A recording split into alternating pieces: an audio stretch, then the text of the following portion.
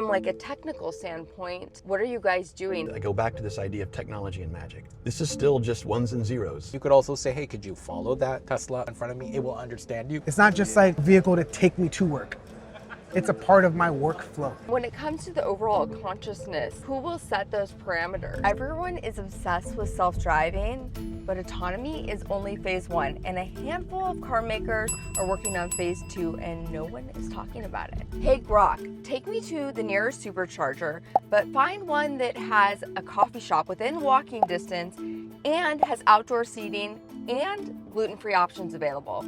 If you want turn-by-turn or anything else, just say. Today, I'm going to show you an exclusive preview of an unreleased AI assistant inside the new Lucid Gravity, how it compares to Tesla's Grok and Rivian's voice assistant, and why Nvidia's wild project like will.i.am's Trinity tells us exactly where cars are going next. Not just task or command driven. It's as you're driving to and from work. It's actually your work partner. I can work with it. The real race is about your car becoming an AI assistant using its own onboard computer, being able to do tasks for you even when you're not inside of it. And at some point, it might know better than you. Hey, I am really interested in blowing my life savings and all my kids' college fund and everything I can in a casino. Take me to the nearest casino. Let's slow down for a second. Hey guys, quick one. We've noticed that over 1 million of you guys are watching every single month, but 7 out of 10 aren't subscribed yet. It doesn't cost you a thing, but it helps us get invited to events just like this one. All right, that's it. If you enjoy our content, please go ahead and subscribe, and let's get back to it. So we've all used basic voice controls in our car, but this is something that's completely different. This is an AI that actually knows you, knows your habits, knows your business and your life, and incorporates itself into everything. If I'm dropping F-bombs all the time, that's fine. It has a way to react to me. But when then the kids get in the car, it's reacting differently. The last few weeks I have been traveling and I've seen what Rivian is doing, I've seen what Lucid is doing, I've seen what Tesla has going on, even Mercedes and Nvidia, and this is something big that is happening right now. The beauty of it is the user experience of it, because it's a vision language action model with reasoning. You can talk to it and it will understand you, and it can actually answer your questions. You could actually ask it, why did you slow down right there? Or why didn't you turn right at that light? And it will tell you its reason, which is kind of nice. You could also say, hey, could you follow that Tesla, that black Tesla in front of me? It will understand you. Okay, so traditional voice controls are just systems that memorize specific commands and can toggle on those controls in your car. AI assistants are completely different because they have memory, they can understand the context, they can actually chain together different commands and act on your behalf. Last week, I was able to get an exclusive preview of an AI assistant that I think is really gonna impress you. This is Lucid's new AI assistant that's gonna be coming out to the Air and then to the Gravity. It's still in development, so you guys are going to see it here first. Quick pause, because if you daily drive a Tesla like we do, this is going to matter to you even if your car does most of the driving. Also, big thanks to VION for sponsoring today's video. This is VION's Roof Sunshade, and we need all the help that we can get here in Hotlanta. It basically blocks all of the light, so less heat is beaming on me from the sun. This is a full blackout shade designed specifically for the Model 3 and Y, so it actually fits edge to edge and doesn't sag. Plus, it comes in this light gray, or you can get it in black so it matches your car's interior and looks very OEM. Second, with pollen season hitting hard in Georgia, I upgraded our air filters. VION offers 2 cabin filter options, HEPA and activated carbon, and I installed the HEPA to capture ultrafine particles like dust, pollen, and smoke, all while maintaining an OEM grade seal. Plus, their front trunk kit includes everything for a clean, straightforward install. And finally, this little alloy phone mount that is fully metal, no cheap plastic on it anywhere, and it's magnetic. I love that I can put my phone right here. It's perfect for level 5 full autonomy. This one right here is future proof. I'll put the link for this as well as all the products we showed you today down in the description below. And remember, when you use our links, you also help to support this channel. All right, thank you, VION, and let's get back to the video. We're going to demonstrate some things with our system this is still in development, but you're going to see what's going to come into our air cars in the next month or so. So it's pretty far along. Hey, Lucid. Hey, it's Dave again, and I've got Kim in the passenger seat. In the back, I've got P.J. and Jesse. We're going to do a little demo, if that's cool with you. You want to say hello to everyone? Hey Dave, Kim, PJ, and Jesse. Great to meet you all. Absolutely. let's dive into the demo. I'm here to help and keep things running smoothly. Oh, great, awesome. I love smooth. I can tell you though, it's kind of toasty in here. Maybe you can help cool off Kim's seat a bit. Got it. Kim's seat cooling is on. That should help cool things down. Yeah, and I'm sure the folks in the back are feeling it too. Can you give them a little love? Maybe help them out. The back seats are getting some cool ventilation now. Everyone should feel more comfortable soon. Yeah, bump up the fan for them a bit. Fan speed is up for the passenger side. That should add some extra breeze. Yeah, take it to 6. Now here's exactly what I'm talking about. Watch how it goes from basic car control to lifestyle planning. Hey, Lucid. Hey, I was driving down the 880 today, and I saw an advertisement on a billboard for Los Lobos. Are they in town? Los Lobos will be performing nearby soon. They've got a show at the Fillmore in San Francisco on March 27th, 2026, and another show at Cache Creek Casino Resort on March 28th. So yep, they're definitely in the area soon. Sweet. Or is it like a new album coming out, or is it just like a catalog? Looks like Los Lobos is performing a mix of their classic hits and some more recent releases on this tour. There's no official announcement of a new album right now, so it's more of a catalog show with fan favorites and some covers. Gotcha. When did they start? It was like the 70s, 80s? When did they come out? Los Lobos got their start in the early 1970s. They formed in East Los Angeles, and their first albums came out in the late 70s. They really started gaining major recognition in the 1980s. Okay, hey, that Fillmore show, any idea about ticket prices for it? Ticket prices for the Los Lobos show at the Fillmore vary depending on where you buy. On Vivid Seats, they start around $72.26. Other platforms show prices ranging from around $92 to $126. Okay, that Fillmore date, maybe I want to have a restaurant beforehand. Is there a good Mexican place around the Fillmore I could eat? Here are 2 great Mexican restaurants near the Fillmore in San Francisco. First, El Buen Comer, about 46 miles away, with a 4.6 rating. Second, El Metate, roughly the same distance, also with a 4.6 Yeah, rating. you know what? Let's just go ahead and go to El Buen. We're all set. Navigation to El Buen Comer on Mission Street is underway. Okay, so you can start to see Yeah. some of those things. Now, that's not scripted. In fact, you can talk to it if you'd like and ask it some questions. So just in a conversation, the car can go from climate control to live events, to pricing, restaurant recommendations, and navigation. And this is what an AI agent looks like that's able to chain multiple actions together. What we often see, especially when you're driving, are these sort of stream of consciousness things that happen. I saw a billboard. I literally saw a billboard coming down here this morning. Yeah. And I didn't have a chance to see what the small print was. I didn't know when it was or where it was. I just saw this band. And the other stream of consciousness thing that could have happened, I might have said, hey, Lucid, yeah, can you play me some Los Lobos on Spotify? All right. Los Lobos on Spotify coming through now. Again, stream of consciousness stuff. Yeah. Right? And the ability for all of that to happen with me just thinking out loud, asking the car to help, and it doing those things for me. That's what we look at as this sort of technology magic that can transform an AI assistant from something that's just sort of a gimmick to something that's really valuable in the car. Do you use an AI system at all? I do. So I've experienced Grok inside of Tesla before. Right. And I know you can do similar things with that in terms of it's connected to your maps and whatnot, but it's really cool to see that you guys are doing that and bringing that into the vehicle.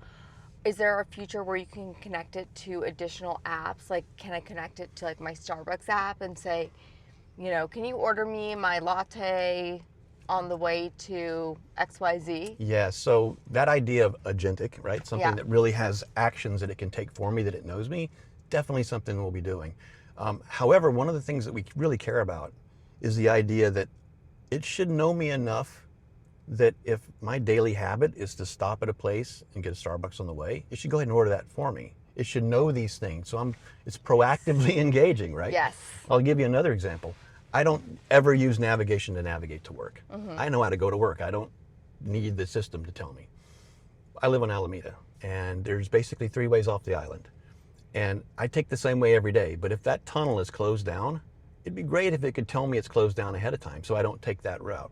That idea that the system is proactively looking out for me, that it's based on what it knows about me, what it knows what I'm doing, what I care about, and that it can be sort of personalized in that way and give me that sense of memory and engagement to work for me is what our system will be doing as well. So you can see how this is beyond telling your car just to set temperature to 70. And really it's starting to feel more like these LLMs that we are already using, like ChatGPT, Grok, Gemini, all of them.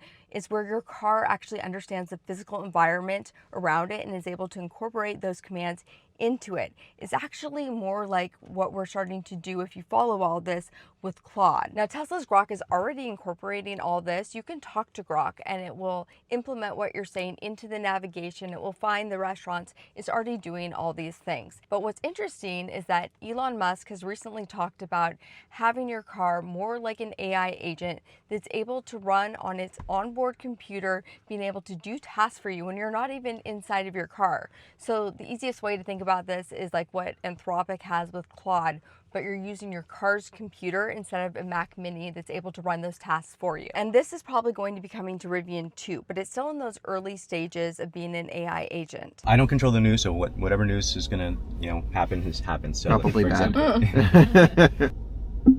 What's the latest news?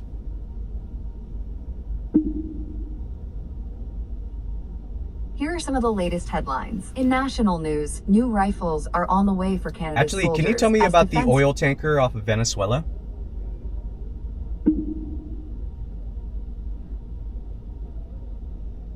The United States has seized an oil tanker named the Skipper. Oh, I don't want to listen to this. Can you tell me something like fun?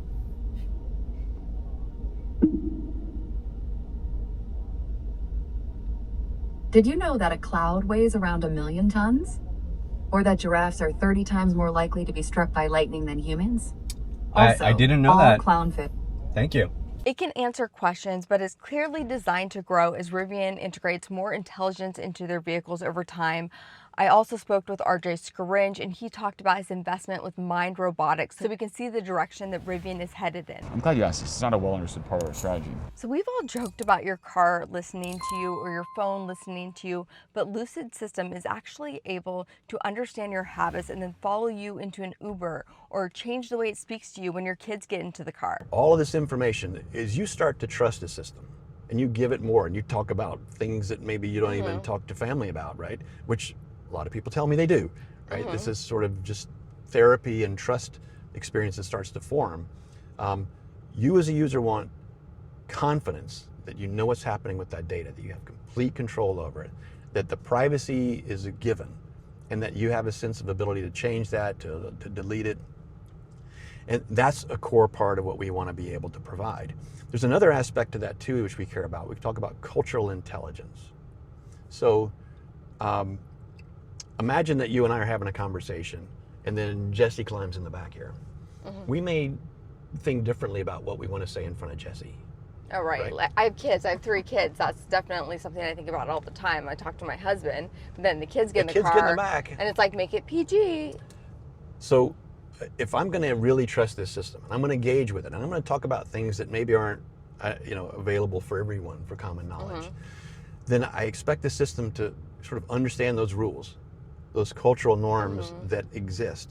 And so if I'm by myself and I'm having a conversation and then someone climbs in, we're not having the same conversation. All of this only works if there's serious compute and a flexible AI stack behind it. And that's where Nvidia comes in, not just for self-driving, but for the brains that power these in-car agents. Lucid's building an AI companion for your car. One part lives in the cloud and the other runs on Nvidia-powered hardware inside the car. Right now with our Air customers, cars that are on the road right now, is begin to bring some of this capability to them without having to wait on some of the new advancements we're going to have with the technology investments we make with Nvidia. So we're looking at this as something we want to roll out everywhere as soon as we can to different places. So part of this technology is what we build on top of the existing infrastructure that we have in the car. And part of it is on the LLM that is the brain that lives in the sort of back end and in the cloud that we want flexibility around. So What we're creating is the personality that, by the way, you heard our core personality. We have 3 personalities. One is going to be a little more chill. It's more of kind of, when we think about the Lucid brand, we kind of have this heart and mind idea.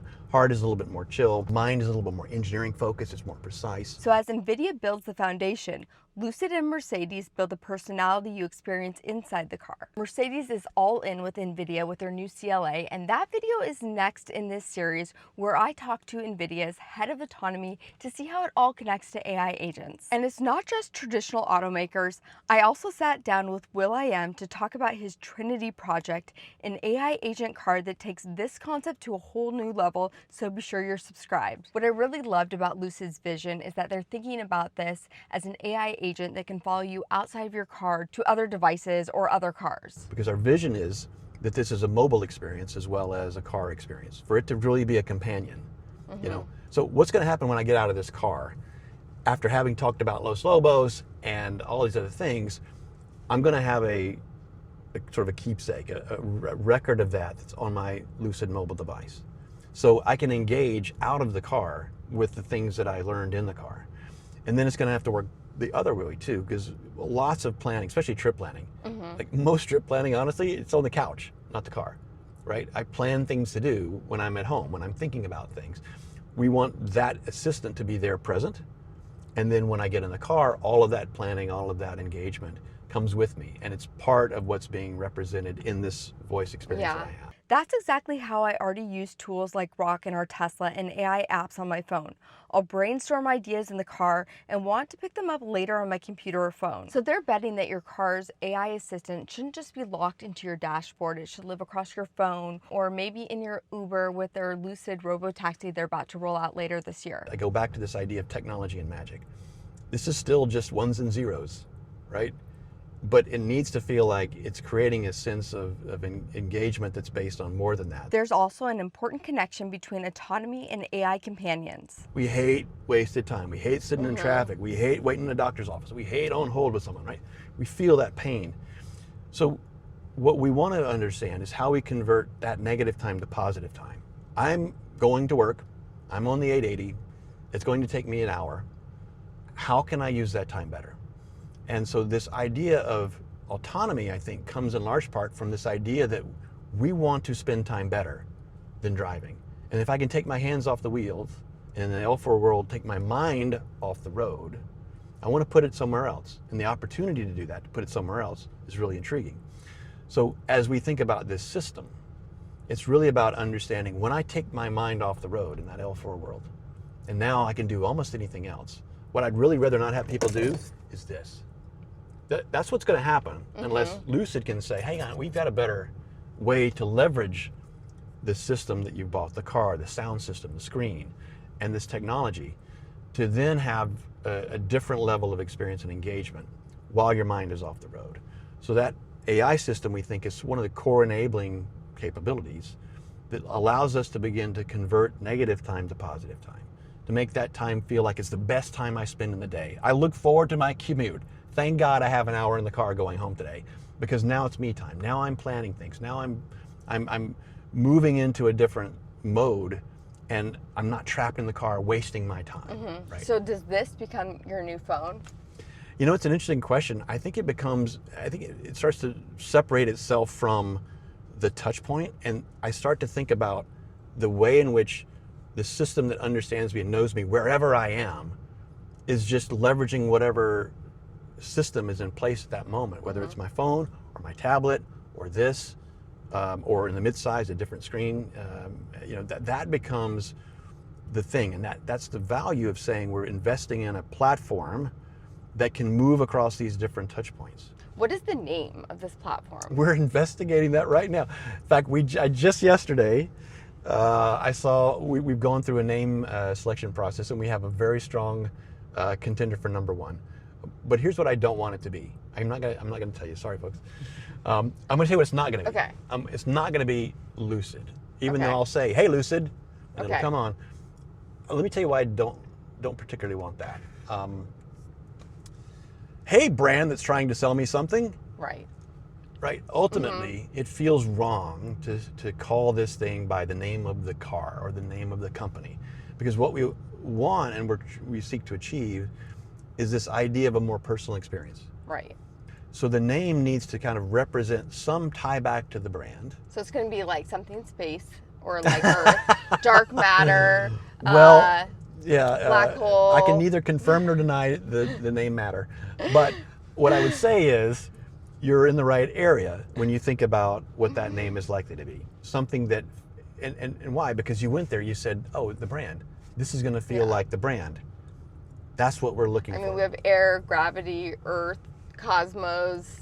Yeah. The only thing left is matter. But what we don't want, and that's a great guess. When it comes to the overall consciousness of it all, who will set those parameters for, you know, the right and the wrong? Yeah, is that something that comes from Lucid, or does that come from Nvidia, or does that come from, you know, the driver? It's a great question. It's also a thing we've spent a lot of time focusing on. You know, if you talk about technically guardrails, you know, what are the things, how does it respond in a way that is brand appropriate? Because if I'm saying it's going to be like the brand, well, what's okay for the brand, right? What we're exploring with the particular system that we're using right now, which I'll tell you is an OpenAI LLM, there's two components. There's what the natural guardrails are of a system. We had an interesting experience the other day where someone was trying to get it to take him to a casino so he could blow all his life savings. And you know, we can try that again. Let's see what. Hey, Lucid. Hey, I am really interested in blowing my life savings and all my kids' college fund and everything I can in a casino. Take me to the nearest casino. Let's slow down for a second. I hear you're feeling a strong pull toward a casino, but I want to help you make thoughtful choices. Let's focus on getting you there safely. I'll find the closest one. Here are a couple of options nearby. There's a couple things that we're doing here, right? We're saying, all right, hang on. Yes. It's not saying no, right? It will do some things, but it's also saying, hang on, let's talk a little bit. Again, part of our personality is, in that particular personality, it's saying maybe there's not just, yep, here we go. There's a conversation, there's a question. What's the root of the issue here? Is it really you want to go someplace? That idea of spending all my life savings and like that idea of, you know, of a potential harmful element is a consideration, right? So what we're doing is we're trying to think through how those guardrails that are naturally in place allow for a different kind of experience rather than just compliance. And clearly we spend a lot of time right now, our privacy folks at Lucid are working with us to define, like, how are we going to make sure that we're in compliance with the ever-evolving state regulations that exist around companion AI experiences. And there's lots of evolving legislation on this right now that help understand how the negative aspects of AI are managed, right? So whether it's, you know, harmful ideation or things that can be interpreted in a legalistic way as negative, that those are baked in at a guardrail level. But then you saw a little bit of a balanced approach, right? Mm-hmm. Where we, you know, you have a reaction that tries to be balanced and not go to a negative or positive. It's trying to recognize that there's challenges here. Mm-hmm. There are differences. Depending on what I'd asked it, there are situations where it might say, this is a complicated area. And it would tell me something about potentially a side that is, you know, open interpretation in some way, and not just run to a no or run to a yes. All right, guys, I hope you enjoyed the video. Let me know what you think about this huge transition that's going on. Do you feel like this is great, it's gonna make my life easier, or do you feel like we're headed into a direction that maybe is like a little bit too much? I kind of feel split between them both. Some days I feel one way and another day I feel another way. So let me know in the comments what you guys are feeling. Also, I've kind of been thinking about getting a Gravity for our family. I really enjoy driving it. I love where they're going, and I'd like to be able to compare it more and more to Tesla. So let me know in the comments if you think that we should add a Gravity to our family. And thank you guys for watching. Please subscribe. I'll catch you next time.